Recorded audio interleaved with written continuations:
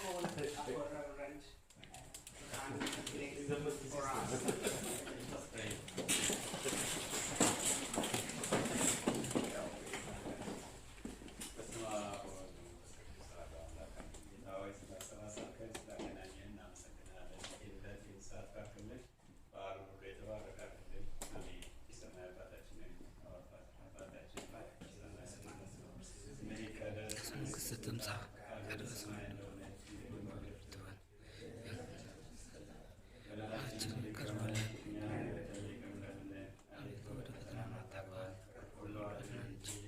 ክርስቲያን ናትና ክብር ምስጋና ለዘላለም እንቅድስት ማርያም አኮ ቅዱስ ገብርኤል ሰላም እልሻለሁ፣ በሥጋሽ ድንግል ነሽ፣ ድንግል ነሽ፣ አሸናፊ ሰላምታ ላንቺ ይገባሻል።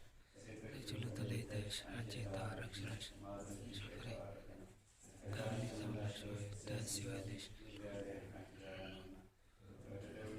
ጌታችን ከኢየሱስ ክርስቶስ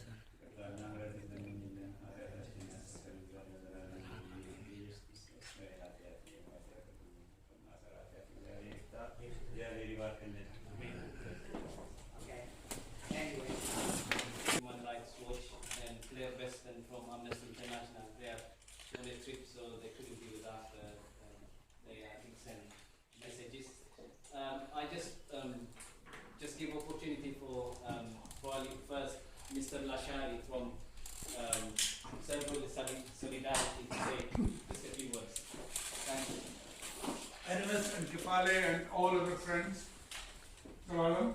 I think I can remember these three names, but everybody, good evening and Merry Christmas and Happy Christmas. I loved the prayer because it is always good to pray, whether it is for Muslims or non-Muslims or non-believer, that we have been given this food which we are eating. There are a lot of people in the world who are not able to eat such a lovely food, and they are still dying hungry in 21st century, which is sad. Because we know that the total population of the world is about 7 billion or possibly 7.5 billion, but the food available on the earth is more than 30 billions. It is enough for more than 30 billion. So if it is equally divided and distributed, there should be nobody dying for hunger today in 21st century. And that is first thing which I wanted to say. Second is, I always like the color of Ethiopia, because it is a very colorful event, and you can see red and white, blue and many other colors here. Colors are very important in our life, because life is colorful and we must enjoy it as a colorful. Third point which I want to say is, I have been introduced to Ethiopian culture by Kefale, because I met him many years back. And I have done a bit. I should do more. We should do more. And I have brought you greetings from Dave Anderson and many other colleagues. Sandra Secretary, who is in USA, she would have loved to come in faster than we can do. But she's a good friend, and she just extended your best wishes. I hope she is very well in USA and enjoying the time there, and trying to tell Americans that the world wants more from them, working toward peace and better human rights than they are trying to do at the moment. So they can do much more better.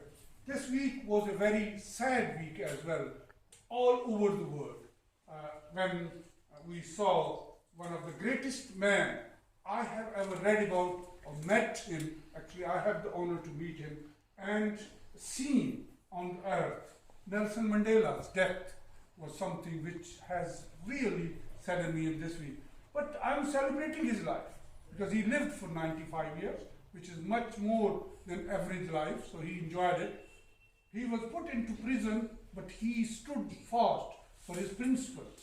And I think on this earth, I've not read. If somebody has more knowledge and can teach me, I will be very happy to accept it, that he was the only human being on the earth who was given the power off when he was most popular, most wanted, and nobody could have challenged him.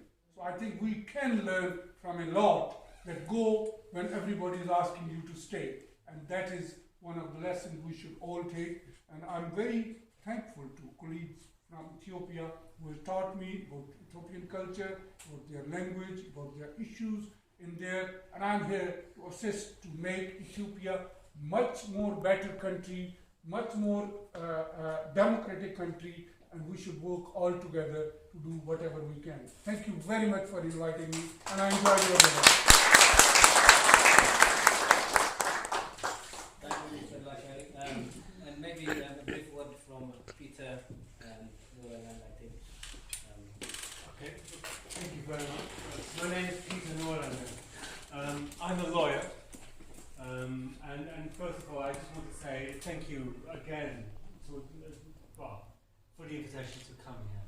I work for an organisation that represents two journalists, two Ethiopian journalists who are in prison in Kaliti, who you all know as Finchley and and we are representing them before the African Court of Human Rights, and we are trying to, through that route, argue that their imprisonment as terrorists for simply speaking up and criticizing their government and raising certain questions is a violation of their human rights, and they should not be imprisoned. Eskenda is serving a very long prison sentence, Riot is serving a sentence of 6 years as well.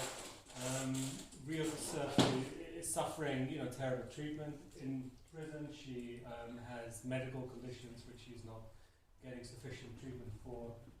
Eskenda won't see his family for the next decade or so, and they're suffering all of this just for speaking up. So we are taking that case to the African Court of Human Rights, like I said, as an example also for the many other journalists in Ethiopia that are in prison, to try to get a strong judgment and a signal to the Ethiopian government that they need to respect the rights of the people in their own country, of all the people in that country, whether or not that they agree with them. I'm not standing here as a politician, by the way. I don't have any political goals. I don't seek to overthrow any government. My only goal is to make sure that journalists can speak out and report on things that are of public interest in their country. So that's what we're doing. If you want to know more about the particular work that we're doing, you can come and see me or go to our website, www.mediadefense.org. And I hope, if I'm permitted back here in a year or so, or perhaps in 2 years, to be able to report that we were able to get them out of prison, not just ourselves, but with the help of other campaigners such as Human Rights Watch, Amnesty International, and with the help of all of you, because everybody's voice is important in this. So I would ask all of you to continue to speak up for the rights of your fellow Ethiopians as well. So with that, Merry Christmas.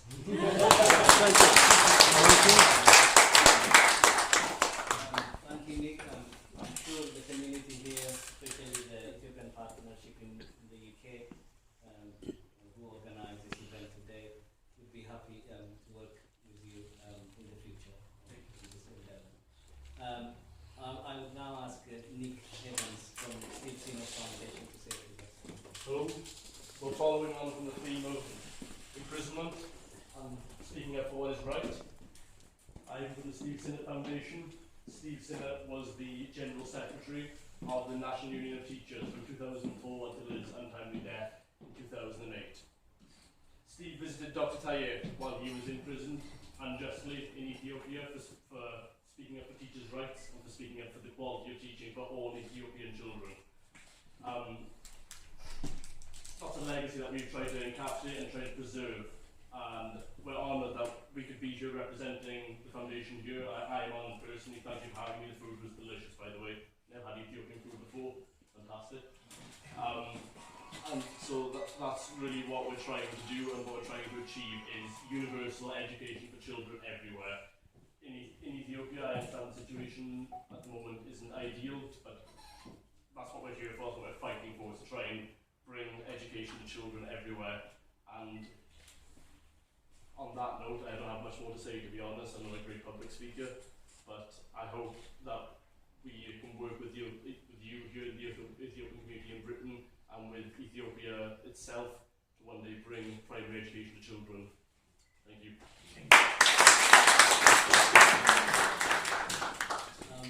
Maybe Jeffrey society also.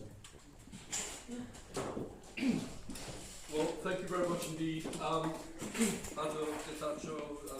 thank you very much for inviting me this evening. It's a great honour to be with you. A few words about the Anglo-Ethiopian Society. I think we're in our 61st year. We have more than 300 members, about 350 members. They're all mostly Ferenc, who've made some sort of contribution or some contact with Ethiopia. I think we've probably got 3 British ambassadors who are members at the moment, or ex-British ambassadors, and then going down to teachers and so on. I'm constantly amazed, if you don't mind me saying, the quality. Once a tourist, he read something about Ethiopia. He's now got, I don't know, hundreds of people, students, school children writing to Ethiopia, visiting Ethiopia, gondoling, and so on. It goes on and on. So the contribution that the Ferenc, as I call them, that's the word used by Ethiopians for Europeans or non-Ethiopians, is very, very considerable. And I remember actually Ato Ababal Yiksal, you remember him, of blessed memory.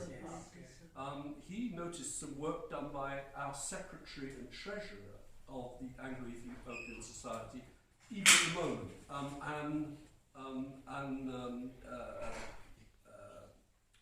Parsons and John Mellows. Wonderful book, on a little small book that I should have brought them this evening, on Ethiopian writing, scribes of Ethiopia in the villages near Gondar. And he was wonderful. He said, I don't need to do any more. This is here. All this scholarship is here. So I think that our little group is a very remarkable group. Our members make contributions all the time. And we have a little, that produces thing 3 times a year. It's got a very good program to it. Well, I've got some here if you want to have a look. But we meet in an Ethiopian restaurant once a month. We have Ethiopian book club. We have lots of very interesting programs on Ethiopia. But we do know and we appreciate that the Ethiopian community here in London. I should thank all of you who attended tonight. Probably I should tell you a bit about who we are. We are all members of the Ethiopian community. Our community has been fragmented for a very, very long time. The new idea now is to get together.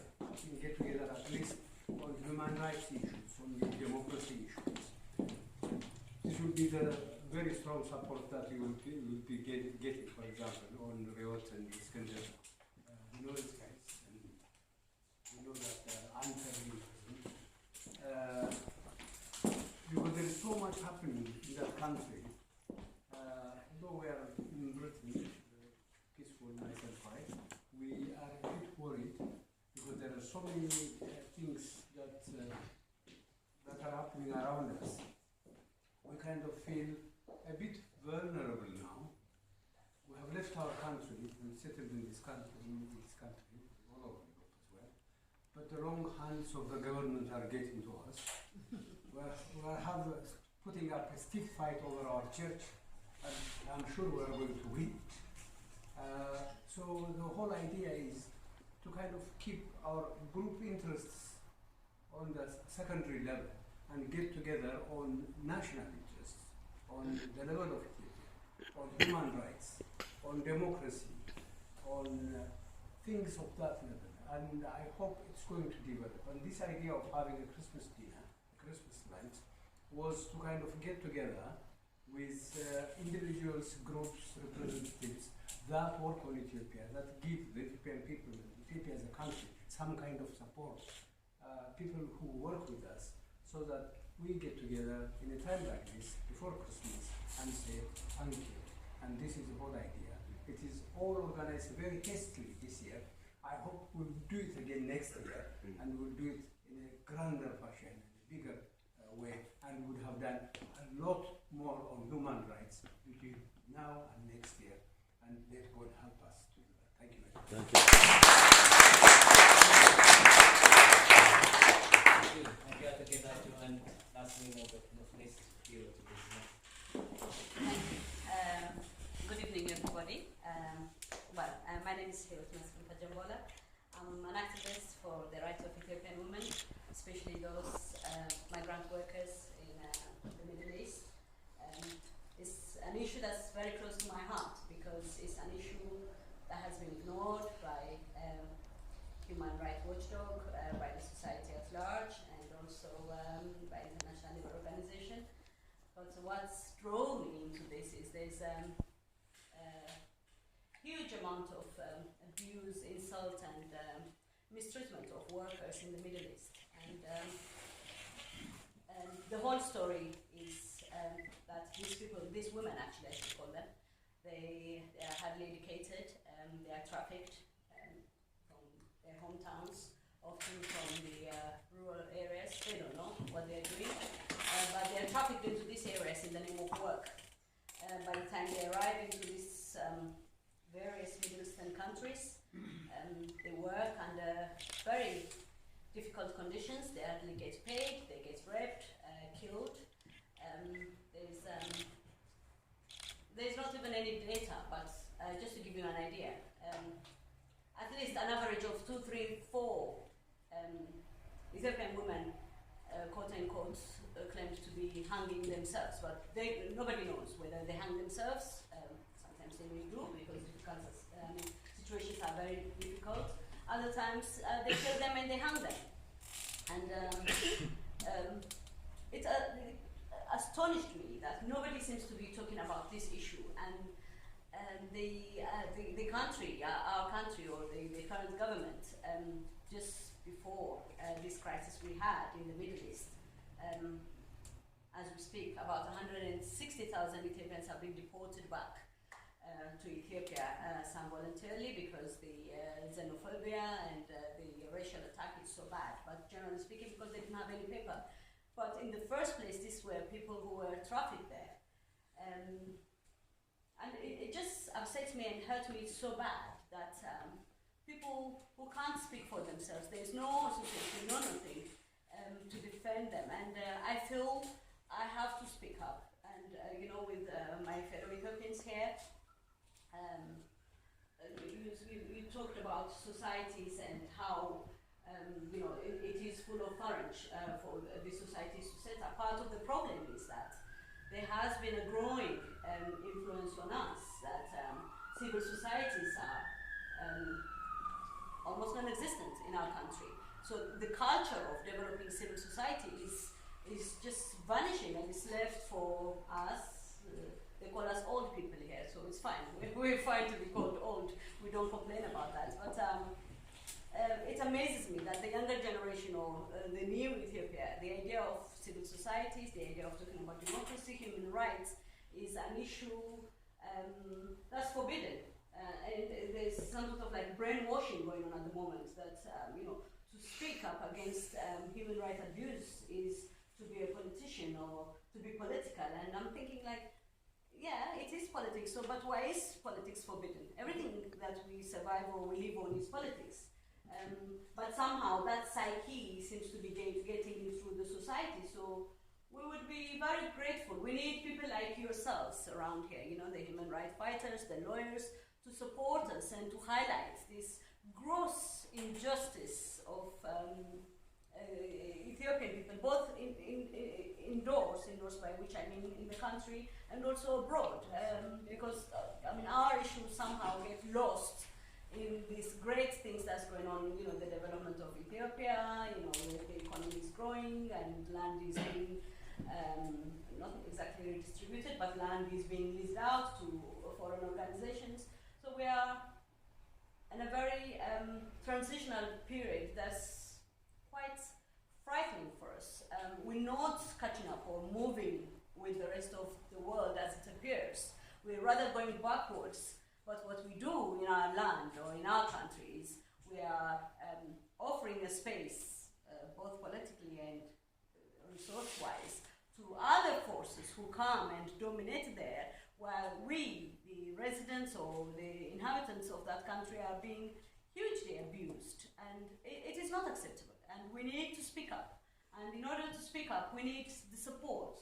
So part of the reason for what you were saying, that involvement is not there, we don't know whether we are coming or going. We are just sort of stuck and lost in between. So as Sacho said, hopefully as time goes, through our church, to our different parts and communities, we would like to develop, we would like to increase that, that activity of civil society. It just amazes me. One thing that I've learned from my adoptive country here is that it's just so natural for people here, to just form some sort of organization here and there, women organization, school, mothers, parents, and it develops from their own. We're not allowed to do that sort of thing.